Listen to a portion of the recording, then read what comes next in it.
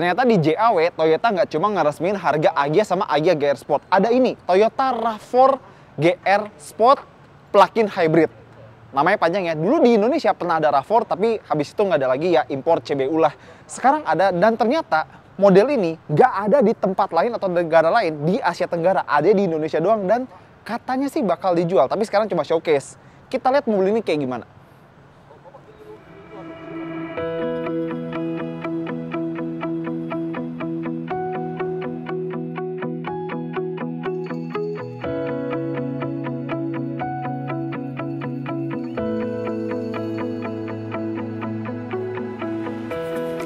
Ya, jadi Toyota kan jagonya hybrid ya. Ada Prius, ada RAV4 hybrid. Jadi nggak heran mereka bawa RAV4 GR Sport plug-in hybrid.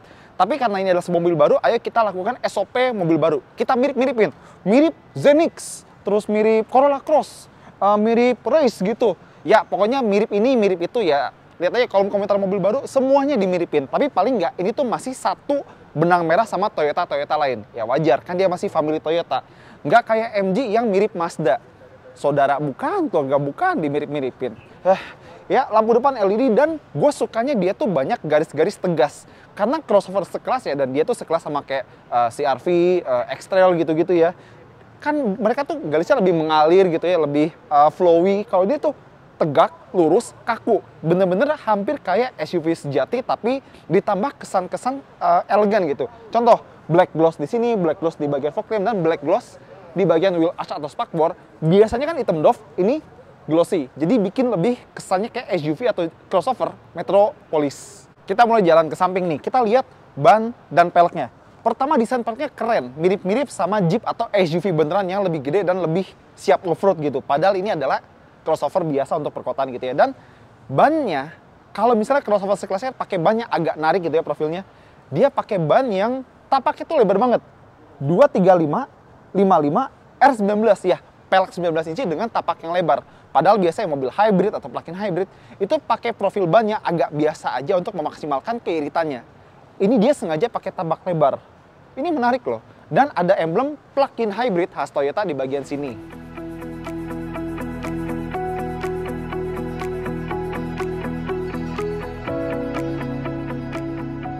Mobil ini yang di display sekarang, dia punya kamera 360 derajat. Jadi dia punya kamera depan, kanan, kiri, sama belakang buat ngelihat sekeliling, jadi makin gampang. Padahal mobil ini nggak seberapa gede ya.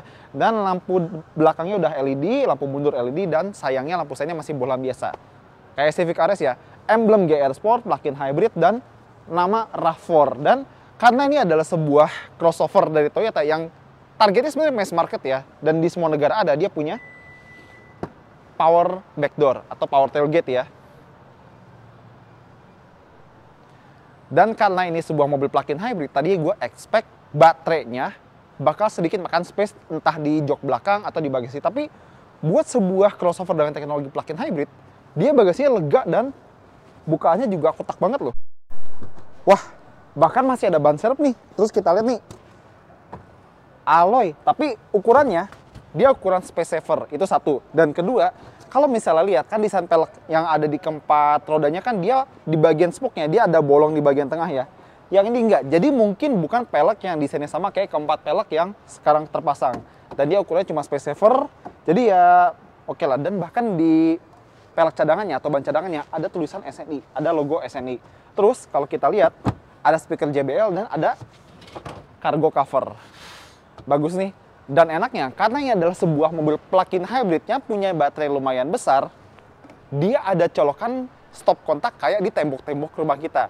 Jadi misalnya kalian pengen pakai mobil ini buat prom night gitu, atau buat camping, atau buat acara keluarga yang outdoor gitu, kita bisa nyolokin macam-macam benda elektronik dan nyala. Jadi misalnya mau colokin speaker, turntable DJ, atau bisa nyalain oven, mesin cuci, ini tinggal colok sini pasti bisa jalan. Nah, sama di deket ban serep ini ada kotak buat relay sama securingnya. Kan kalau di depan mesin itu udah padat sama teknologi plug-in hybridnya. Jadi beberapa perintilan terpaksa pindah ke bagian belakang. Mungkin aki masih di depan lah ya. Terus kalau pengen ngelipet jok belakangnya dari sini 60-40 ya. Dan dia bisa rata lantai terus. Kalau misalnya kalian punya garasi atau carport yang ada atapnya dan atapnya itu agak tinggi buat bukaan mobil ini, kita tinggal tekan tombol ini sekitar 2 detik terus kita atur sendiri bukaannya pakai handle di sini. Tahan. segini misalnya. Udah, langsung tutup aja. Dan waktu kita bahas Toyota BZ4X, orang Toyota bilang kalau nanti semua Toyota mau yang biasa, hybrid, plug-in hybrid, elektrik, pakai logo biasa kayak gini, bukan pakai Toyota yang ada pendaran birunya lagi. Dan ini bener. Jadi gua rasa apa yang Toyota bilang kemarin itu bener ya. Dan knalpot asli karena GR Sport. Emangnya Mercy knalpot palsu? Sekarang harusnya kita masuk, tapi sebelum kita masuk, kita berspekulasi ini mobil dari mana coba? Apakah dari Malaysia, atau misalnya dari Jepang, atau dari mana gitu? Apalagi dia setir kanan. Ternyata dia dari Toyota Eropa, tepatnya dari Belgia. Kenapa tahu? Karena di sini ada stikernya. Toyota Motor Europe dibuat di Brussels, Belgium. Jadi spek Belgia, tapi Belgia kok setir kanan. Jadi mungkin ini buatan pabrik Toyota di Belgia buat pasar yang setir kanan kali ya. Pasar Eropa setir kanan mungkin kayak UK ya. UK. Ujung Kulon.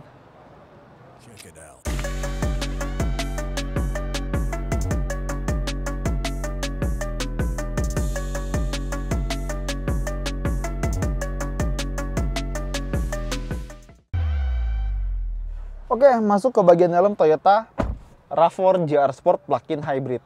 Pertama, ada setir yang identik sama RAV4 lain, tapi ada logo GR di bagian bawahnya, logo GR.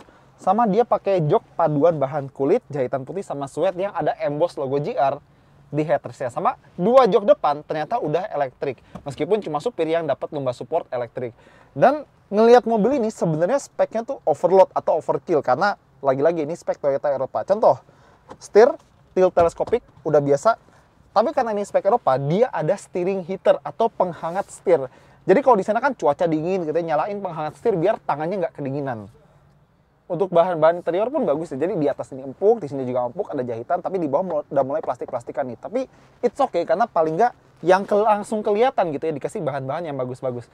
Bahkan sebenarnya kita juga suka sama desain karpetnya. Kelihatan gagah, tangguh, dan ada sedikit kesan maco gitu.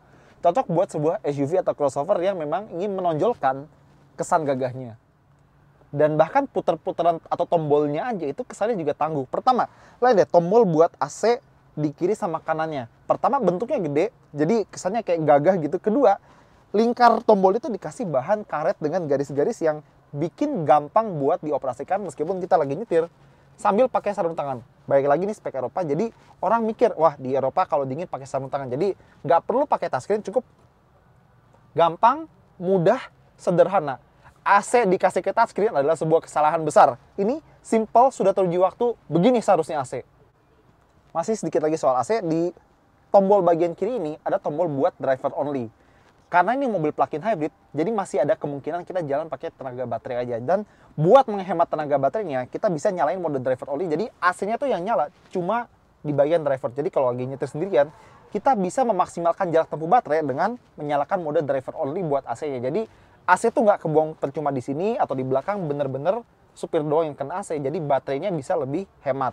Dan ada mode fast eco buat AC. Jadi kayak Toyota lain, AC ada mode normal, mode eco, tapi di sini ketambahan mode fast. Ntar ada mode sport kali. Tapi karena ini spek Toyota Belgia yang setir kiri, jadi masih ada sisa-sisa peninggalan mobil spek setir kiri. Jadi contoh, ini tombol buat stability control. Ini adalah fitur keselamatan yang harusnya lebih mudah diakses oleh driver. Tapi ini ada di sebelah kiri, dekat ke penumpang depan. Harusnya dipindah ke sini kali ya. Dan lagi-lagi karena ini mobil spek Eropa, dia ada pemanas jok atau penghangat jok gitu ya. High sama low, jadi cuma dua level. Dengan nggak ada jok pendingin atau ventilated seat gitu ya. Ya oke lah. Terus ada power outlet 12 volt, USB yang biasa bukan Type-C, sama ada wireless charger di bagian sini. Mundur dikit, ini ada persnelan buat transmisi otomatisnya. Dan ada mode sport dan bisa juga Tiptronic. Tapi ini kebalik. Naik gigi dimajuin, turun gigi dimundurin. Harusnya dibalik ya, naik gigi dimundurin, turun gigi dimajuin. Tapi baik lagi, ini RAV4 bukan GR86 dan juga bukan Supra. Tepat di sebelahnya ada tombol buat brake hold sama electronic parking brake alias rem jari. Dan mundur lagi, ini ada tombol-tombol yang fungsinya lumayan vital. Jadi ada tulisan HV EV Charge Hold. Jadi ini buat mengatur mode plug-in hybridnya, mode berkendaranya. Jadi mau hybrid, mau electric only, atau mau petrol only, pakai tombol ini. Dan kita bisa ngecas baterainya menggunakan mesin 2500 cc-nya. Nanti kita lihat. Dan tombol di sebelahnya ada tulisan Auto, EV, atau HV. Ini biar mobilnya decide sendiri atau menentukan sendiri kapan dia jadi hybrid, kapan dia petrol only, kapan dia electric only. Jadi kalau kalian nggak mau pusing, cukup tekan tombol ini, selesai, mobil yang pikirin. Mundur dikit, ada putar-putaran tulisannya push, normal, eco, sama sport. Jadi ini mode berkendara juga, tapi lebih ke kayak respon gas, setir, dan segala macamnya. Jadi kalau kita push, dia masuk mode normal, putar kiri, eco, putar kanan, jadi sport. Nah yang paling bawah ini mode trail. Jadi Toyota mikir kalau orang pakai RAV4 itu masih mungkin ke jalanan yang non aspal. Jadi masuk mode ini kalau pengen off-road tipis-tipis. Tapi ingat, ini RAV4 bukan Land Cruiser. Mundur dikit ada cup holder 2, dan ini ada center console box yang enak. Kenapa? Karena posisinya pas buat jadi armrest, dan ini empuk, plus ada jahitan ya. Jadi kalau mau nyetir jauh tuh kayaknya enak pakai si RAV4 ini. Dan di dalamnya ada kotak yang sebenarnya nggak lega-lega amat, tapi ya oke lah. Dan ada 2 USB Type-C kalau pengen ngecas. Bagus. Terus instrumen full layar, tapi sayang kita nggak pegang kunci, jadi ya udahlah. Dan posisinya tuh ergonomis. Jadi ini jok posisi paling rendah ya. Jadi hampir berasa kayak sedan. Tapi kalau kalian suka yang agak commanding, bisa ditinggiin sampai tinggi banget nih kayaknya. Itu kamusnya udah kelihatan. Dan ini udah hampir kena sun visor-nya. Sembari turunin, kita lihat sun visor-nya gimana. Ada cermin dan lampunya otomatis nyala kalau kita turunin atau buka cerminnya ya. Ini di supir. Kalau di penumpang depan gimana? Sama. Bagus. Bener.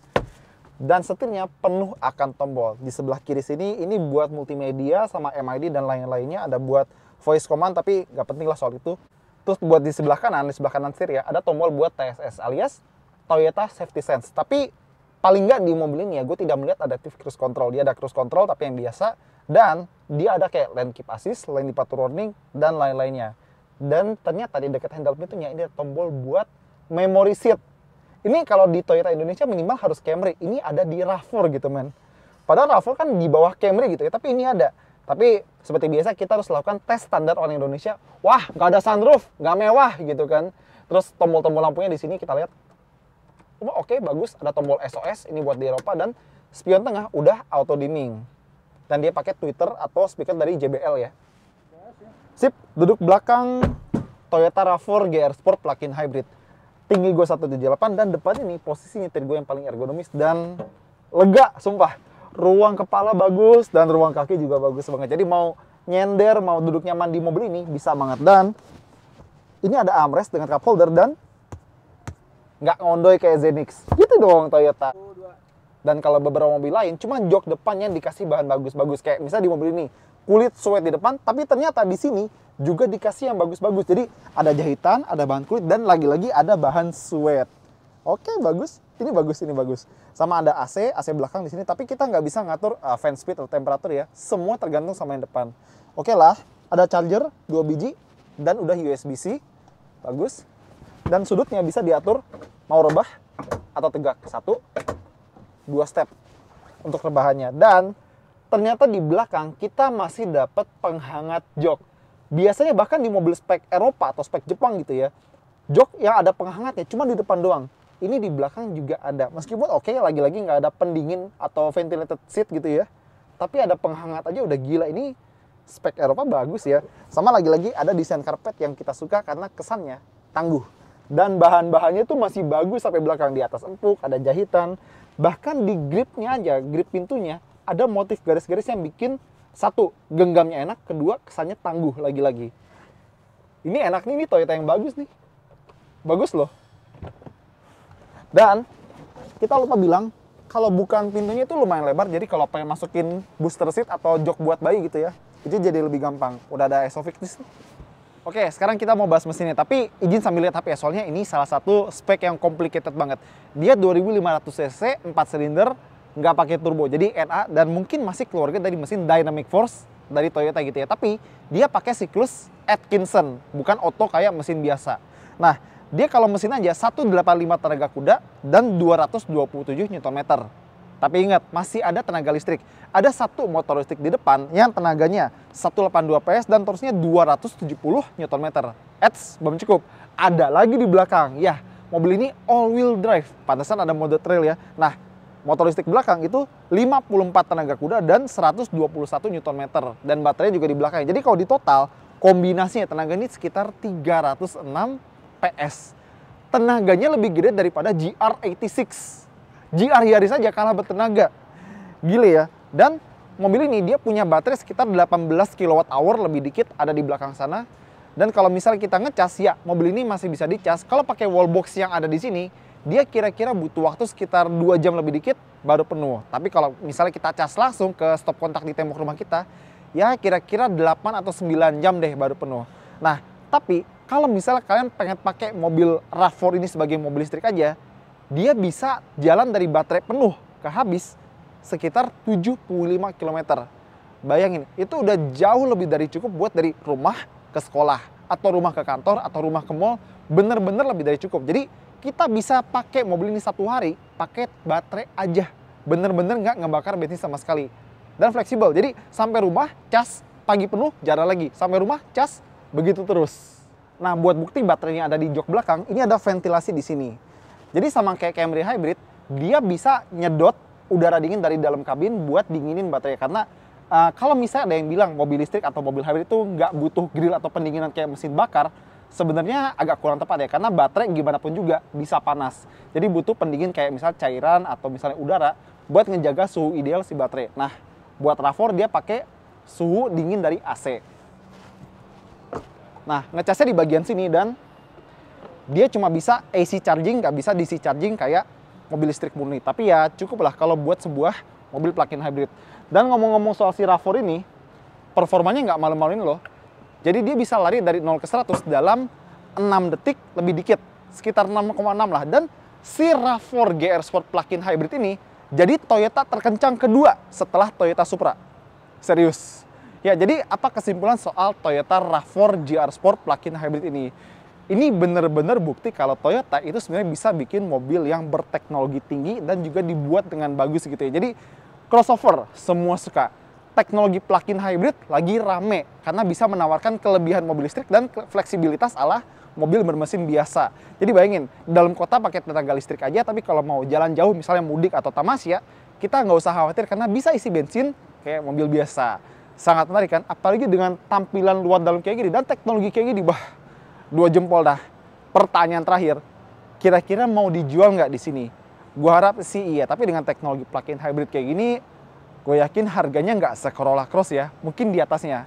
Ya, tapi semoga masih di bawah 1 miliar ya, karena ini adalah sebuah package yang menarik. Gimana? Bener kan Toyota? Oke, itu aja dari kita. Thank you banget udah nonton. Jangan lupa jempolnya, komentar, dan subscribe.